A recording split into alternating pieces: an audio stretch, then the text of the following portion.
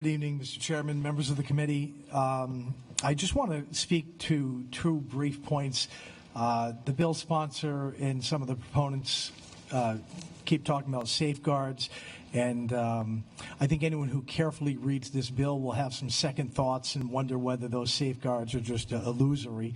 I'll point out 2 points. Under this bill, a physician does not actually need to refer a patient for counseling unless the physician, who incidentally may have no prior relationship whatsoever with the patient, they could be referred by compassionate choices. They may literally have no patient-doctor relationship, unless that physician believes the patient has impaired judgment, which is defined only as inability to make an informed decision.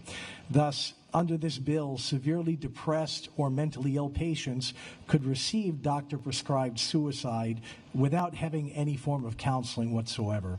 It is, believe it or not, it's not even necessary under this bill. It's optional, but not necessary to consult with the patient's primary care physician.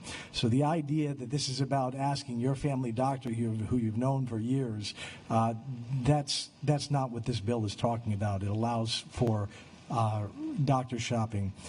Secondly, the bill speaks about the witnesses to the written request testifying that the patient is free from duress or undue influence, but those words have a very narrow legal meaning. This bill would not prohibit family members, healthcare providers, or other interested parties from suggesting, encouraging, or exerting pressure upon vulnerable individuals to request doctor-prescribed suicide. It would open the door to various forms of elder and domestic abuse and put them at grave risk. Do I have more time? Okay. Finally, the lethal prescription does not actually, the written request for the lethal prescription does not need to be made in the presence of a physician. It could be signed in the patient's residence and mailed in.